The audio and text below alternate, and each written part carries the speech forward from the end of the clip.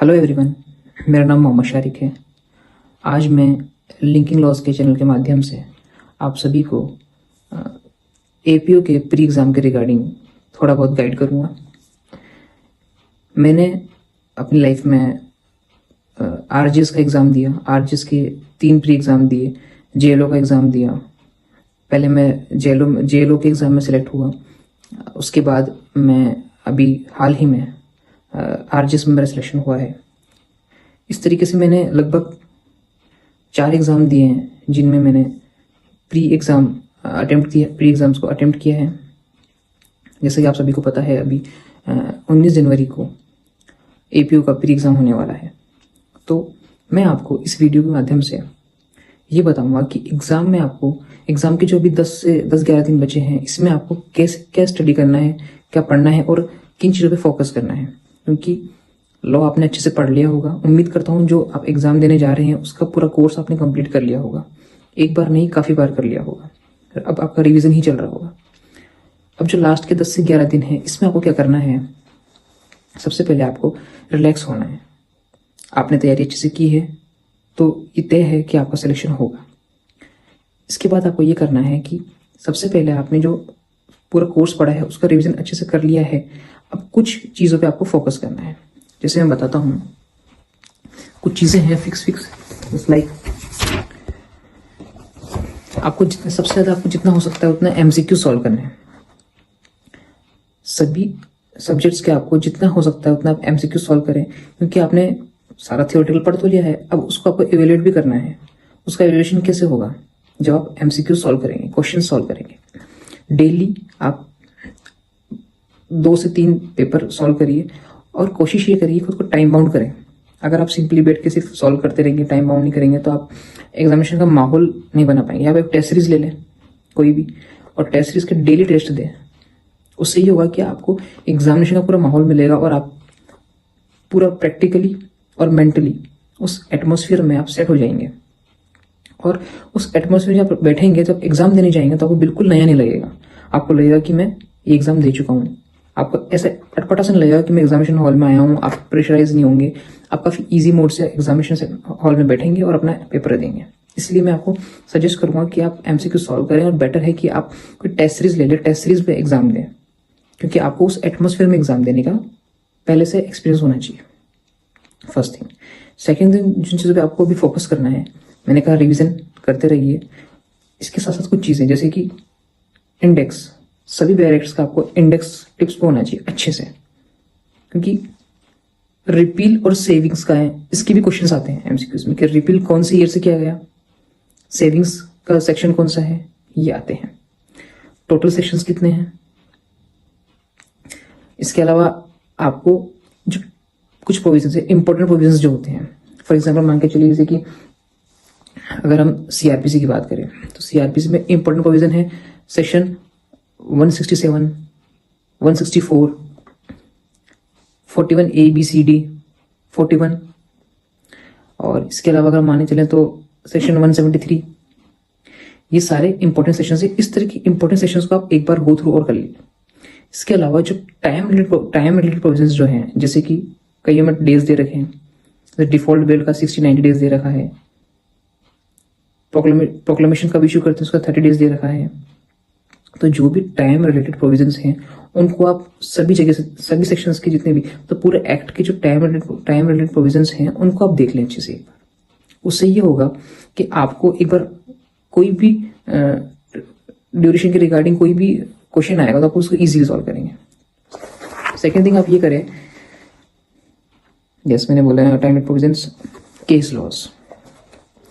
अभी जो old case laws है और जो लीडिंग केस लॉज है और रिसेंट जो केसेस आ रहे हैं, आप कोई भी साइट पे विजिट कर सकते हैं। जैसे लाइव लॉ है, बहुत अच्छी साइट है। यहाँ जाके आप रिसेंट जो क्रिमिनल केस लॉज हैं जो हेल्ड हुए, अभी इंपॉर्टेंट डिसीजंस आए हैं, उनको देख लें आप। इसी के साथ साथ आप जो अमेंडमेंट्स हुए हैं, अभी रिसेंट अमेंडमेंट्स जो हुए हैं, नए लॉज हैं, तो उनको भी, उनमें मोटा मोटा क्या चेंज हुआ है वो देख लें आप। बट आई डोंट थिंक वो सिलेबस शायद है नहीं, सिलेबस में नए लॉज, पुराने लॉज ही हैं आपके। तो उनमें जो अमेंडमेंट हुए हैं पहले, उनको भी देख जाइए आप। जैसे कि 2013 का, 2018 का अमेंडमेंट हुआ है, तो उसको आप अच्छे से देख कर जाए। इसके अलावा आपको कुछ आईपीसीज में कुछ सारी नहीं कुछ कुछ पनिशमेंट्स जो है जिनमें सेंटेंस का जो टाइम दे रखा है वो आना चाहिए। जैसे कि डॉली डेथ है उसमें मिनिमम जो है उसमें 7 ईयर्स दे रखा है, ठीक, तो वो आपको आना चाहिए। इस तरीके के जो इंपॉर्टेंट प्रोविजंस आप जो है पनिशमेंट्स के रिगार्डिंग वो देख लें।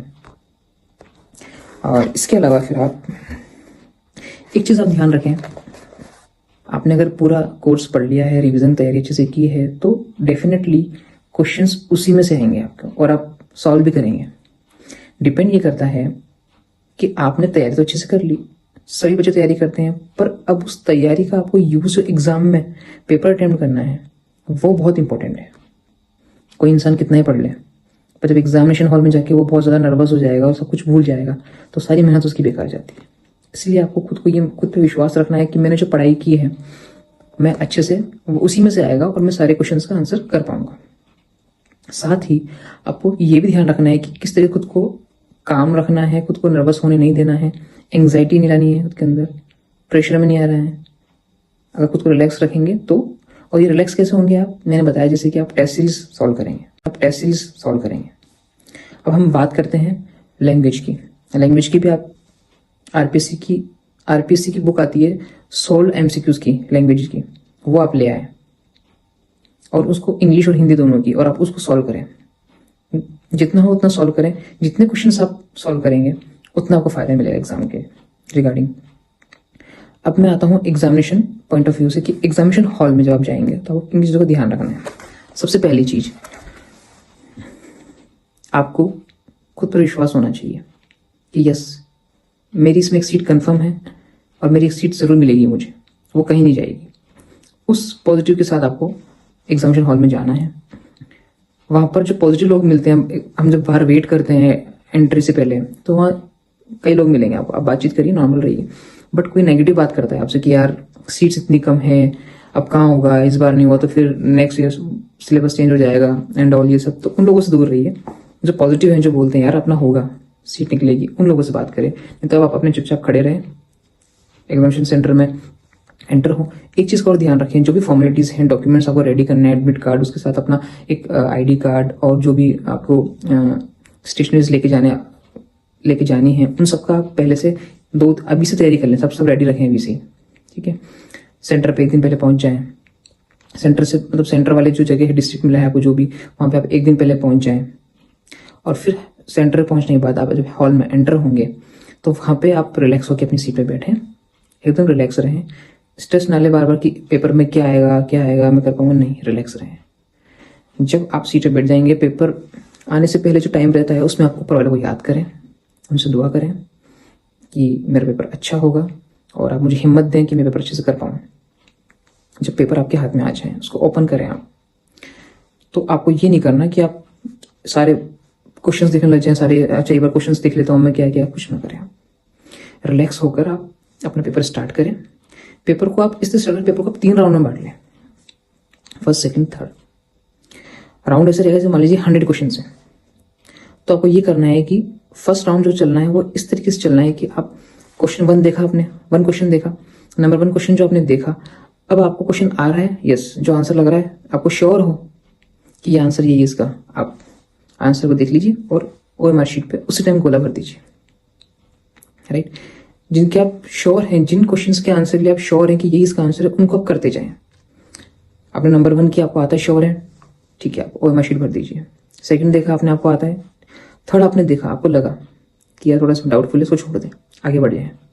फर्स्ट राउंड आप उस चीज कर लेंगे जिन क्वेश्चंस का आपको सटीक आंसर आता है, वो क्वेश्चंस है आपके सामने, आप उनके आंसर को OMR में भरते जाएंगे और आगे बढ़ते जाएंगे। जो टफ क्वेश्चन आएगा उसके बाद छोड़ दें वहीं पे, क्योंकि अगर आप उस क्वेश्चन को लेकर, टफ क्वेश्चन को लेकर बैठ गए तो आपका बहुत सारा टाइम खराब हो जाएगा। और जो आगे क्वेश्चन जो इजी वेट कर रहे हैं, इजी क्वेश्चन जो वेट कर रहे हैं आपका, कि आप उनका आंसर इजी दे सकते हैं, आप उसमें भी कंफ्यूज हो जाएंगे, आपका माइंड इतना डिस्टर्ब हो जाएगा। तो आपको करना क्या है, रिलैक्स होकर फर्स्ट राउंड निकालना है अपना, जिसमें जो क्वेश्चंस के आंसर आप एकदम श्योर हैं आंसर्स के लिए, उनको आप करते जाएं। फॉर एग्जाम्पल मान के चलिए आपने अगर 100 क्वेश्चंस कर रहे हैं तो आप 40 से 45 क्वेश्चंस या 55 से 60 क्वेश्चंस ऐसे होंगे जो आपको सटीक आते होंगे, आपने कर दिया। अब आपका 60% या 50% पेपर तो हो गया वहीं पे। सेकेंड राउंड आप लीजिए, सेकेंड राउंड में अब जो फर्स्ट राउंड में क्वेश्चन आपने किए उनको टिक मार दीजिए, ठीक है, तो आपको उन क्वेश्चन को दोबारा देखना ही नहीं है, और OMR भी साथ साथ भरते चलिए। सेकंड थिंग ये है, अब सेकंड जो राउंड लेंगे आप, वो उसका लेंगे जो क्वेश्चंस आपको लगता है कि 50-50 इसमें ये होना चाहिए, उनको थोड़ा सा ध्यान से देखेंगे। और आपको लग रहा है एक आंसर की ये आंसर इसका होना ही चाहिए, आपको लग गया, कंफ्यूज ना हो, आप उस पर गोला मार के आगे चलते जाइए। सेकंड राउंड आप करेंगे तो उसमें 20% क्वेश्चंस और कर लेंगे आप। साथ साथ OMR शीट भर दीजिए। मैं बार बार ये क्यों बोल रहा हूँ साथ साथ OMR शीट भर दीजिए, इसकी बात मैं आपको आगे बताऊंगा। पहले हम बात करते हैं थर्ड राउंड की। जब सेकंड राउंड में आपका 50+20 70% पेपर हो चुका है, आपको बस थर्ड राउंड। थर्ड राउंड में आप क्या करेंगे, जो बहुत ही डाउटफुल क्वेश्चन है, जो आपको लगता है कि बहुत ट्रिकी क्वेश्चन है, उनमें आप टाइम देंगे अपना, क्योंकि आपका एक माइंडसेट तो ये हो गया कि मेरा 70% पेपर तो पूरा हो चुका है, अब मैं सिर्फ इन्हीं क्वेश्चंस को देखना है। आपको जिन क्वेश्चंस का आपको डाउट लग रहा है, कर रहा है, तो अब इसमें आपकी नेगेटिव मार्किंग है आई थिंक, तो आप ये कर सकते हैं कि नेगेटिव मार्किंग से बचने के लिए आप वही क्वेश्चंस को हाथ लगाएं जो कि आप थोड़ा बहुत आपको आ रहा है, बाकी नहीं आ रहा है तो उसको आप छोड़ सकते हैं। इसी के साथ मैंने अभी बात कही थी कि आपको OMR शीट साथ साथ क्यों भरनी है। कई बार क्या होता है कि कई बच्चे क्या करते हैं कि पेपर में ही, क्वेश्चन पेपर में ही टिक लगा लेते हैं आंसर कि हम OMR शीट लास्ट में भरेंगे, पर जिस तरीके से पेपर का टाइम होता जाता है, आपको ये लगता है पेपर का टाइम जब होता जाता है तो आपने देखा कि मेरी OMR शीट तो मैंने भरी ही नहीं, क्वेश्चंस भी सारे तो पूरे होते नहीं है, तो एक स्ट्रेस आ जाता है लास्ट टाइम पे एग्जाम में। स्ट्रेस के टाइम पे आप क्या करते हैं कि आप फटाफट गोला भरते हैं। उसमें इंस्ट्रक्शंस होते हैं कि आपने सही से गोला नहीं भरा तो वो आंसर आपका काट दिया जाएगा। आपको आता है आंसर, आपने क्वेश्चन बुकलेट में आपने टिक मार लिया, उसका आंसर क्या है, अब यहाँ OMR में गलती कर दी आपने, तो आपकी मेहनत बेकार गई। नर्वस में आप क्या करेंगे, फटाफट भरेंगे। अब अगर एक भी आंसर ऊपर नीचे हो गया होगा किसी भी कॉलम का सीरियल वाइज, तो आपकी पूरी OMR शीट खराब हो जाती है, आपकी पूरी मेहनत बेकार हो जाती है। इसलिए इस गलती से बचने के लिए आप साथ साथ ही OMR शीट में अपने गोले भरते जाइए, और टाइम का ध्यान रखिए। आप पानी लेके जाइए साथ में, या पानी होगा पानी पीते रहिए, बट रिलैक्स होकर एग्जाम दीजिए। आपने तैयारी अच्छे से की है तो डेफिनेटली आपका पेपर अच्छा होगा और आपका सिलेक्शन होगा। आप ये ना सोचे इतनी कम सीट है, पेपर टफ आया है, वो है नहीं। मैं आपको मेरा रियल एक्सपीरियंस देता हूँ अभी इस बार RGS का। जब मैंने पेपर करने बैठा तो मैंने वही जब मैंने JLO का, RGS में तो प्री का एक पेपर था, 100 क्वेश्चन आते हैं, JLO के मैंने 4 पेपर दिए, एक भी आंसर ऊपर नीचे हो गया होगा किसी भी कॉलम का सीरियल वाइज, तो आपकी पूरी OMR शीट खराब हो जाती है, आपकी पूरी मेहनत बेकार हो जाती है।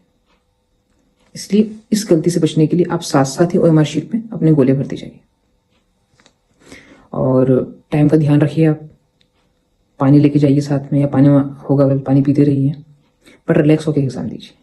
आपने तैयारी अच्छे से की है तो डेफिनेटली आपका पेपर अच्छा होगा और आपका सिलेक्शन होगा। आप ये ना सोचे इतनी कम सीट है, पेपर टफ आया है, वो है नहीं। मैं आपको मेरा रियल एक्सपीरियंस देता हूँ अभी इस बार RGS का। जब मैंने पेपर करने बैठा तो मैंने वही जब मैंने JLO RGS में तो प्री का एक पेपर था, 100 क्वेश्चन आते हैं, JLO के मैंने 4 पेपर दिए फर्स्ट टाइम पे, तो उसमें यह था कि एक दिन में 2 पेपर, एक दिन में 2 पेपर। मैं क्या करता था, मैं यही करता था कि राउंड लेके चलता था, फर्स्ट राउंड में ये करना है, सेकंड राउंड में ये करना था। इससे मेरे बहुत कम क्वेश्चंस गलत हुए, जो नहीं आए मैंने छोड़ दिए, नेगेटिव मार्किंग थी। पर आपके यहाँ तो एक आई थिंक छोड़ना नहीं है, मतलब 5th ऑप्शन भी है, तो उस हिसाब से आपको वो अटेंड करना है। बट ये है कि आपको नर्वस नहीं होने के लिए और कुछ गलती ना करो, इसके लिए आपको पेपर को 3 भागों में बांटना है, 3 राउंड में जो मैंने बताया आपको। और आपको be positive, please be positive, आपका सिलेक्शन श्योर होगा। आपने अच्छे से पढ़ा है, आपकी सीट कहीं नहीं जाएगी, चाहे कितनी सीट हो, कितनी कम ज्यादा सीट हो, हमें एक सीट से मतलब होता है। और आप ऊपर वाले को जो अपने याद करें और मेहनत करते जाएं अपनी, डेफिनेटली आपका सिलेक्शन होगा। इसी के साथ मैं एक और बात कहना चाहूँगा कि आप नेगेटिव लोगों से दूर रहें। जो पॉजिटिव साथी हैं आपके, जो पॉजिटिव बातें करते हैं, सिर्फ उन्हीं से जुड़े रहें। इससे क्या है कि आपका हेल्दी एनवायरनमेंट रहेगा और आपका जो तैयारी है वो आप अच्छे से कर पाओगे, और उसको अच्छे से एग्जाम में एग्जीक्यूट कर पाओगे। So I wish you all the best. मैं आशा करता हूँ, मैं दुआ करूँगा कि आप सभी का पेपर अच्छा हो और आपका इसमें APO एग्जाम में प्री क्लियर हो, ताकि फिर आप मेंस दे पाएँ। और मेंस के रिगार्डिंग में मैं आपको अपना एक्सपीरियंस बताऊंगा कि किस तरीके से आपको मेंस की तैयारी करनी चाहिए और मेंस में का पेपर कैसे अटेम्प्ट करना चाहिए। सो ये मैंने अपना बेस्ट बताया है आप सभी को। फिर भी कुछ आपको क्वेरीज हो तो आप अपनी क्वेरी बता सकते हैं। Thank you so much, all the best.